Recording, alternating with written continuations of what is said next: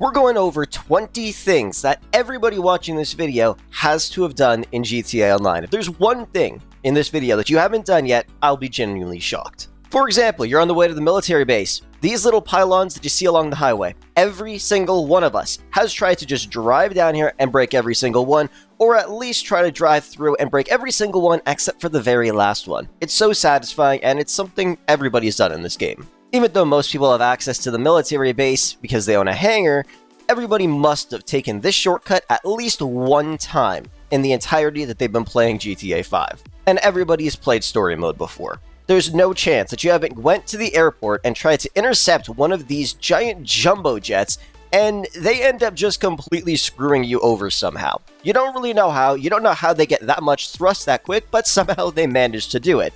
And then, of course, you end up going back and actually managing to get one of these giant planes, and then you fly it around the city. And not specific to these giant planes, literally any plane, but everybody must have done this at least once, where they try to follow the lines on the taxiways and on the runways and try to take off like an actual pilot. I've even done sketches of it by myself before, where I pretend I'm a pilot and do everything in first person, and it's just honestly a bunch of fun. Obviously, the one thing, though, with these giant planes is it just doesn't feel like the airport is the right size for it. I always end up hitting those tiny little signs that are around, but either way, everybody's done that at least one time too.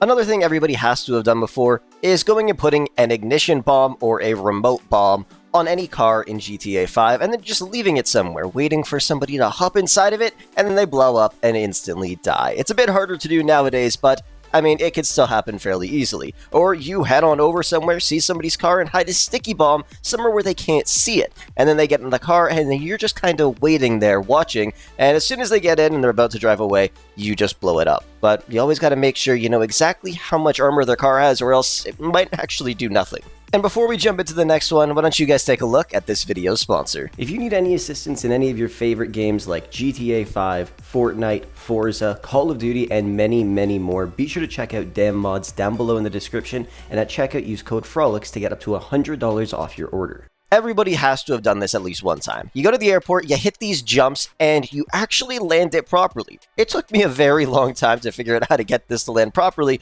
and then once I did, I just kind of went around the city and did literally every single one of the stunt jumps, and they're a bunch of fun. But the ones at the airport are a blast, and honestly, half the time when I go there, I just end up hitting them and hope for the best. I don't know where I'm going to land, but sometimes it ends up going well. Another thing you have to have done before, since it's available on pretty much every platform except PS3 and Xbox 360, is just driving around in first person and following the road rules. It gets very boring.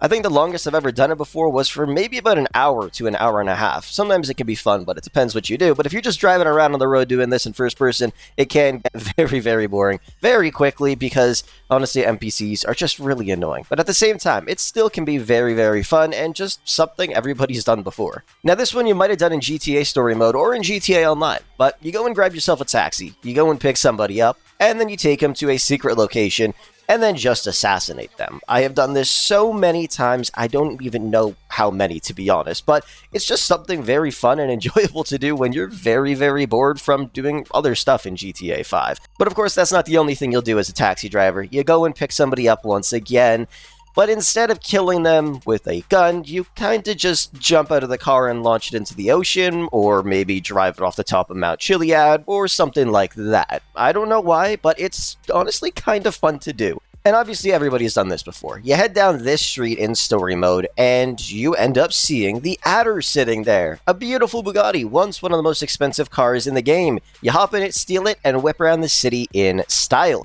And of course, you can do this in GTA Online as well, if you have an Adder already. But of course, this was much more fun to do back in the day when this was literally the most expensive car in the game. Nowadays, it's really not that expensive, and nobody really cares for it. But still, I wouldn't be surprised if there's still some people out there doing it. This one's kind of embarrassing, but everybody's done it at least once. You go and find a street car, and you decide to go upgrade it at the custom shop. You make it look beautiful, you spend a good amount of money on it, but you forget to put insurance on it. And then there's some guy standing outside with sticky bombs, or an oppressor, or an RPG, and then you come out of the custom shop, and then boom, there goes your car. All of the upgrades you just put on it, all of it is completely gone.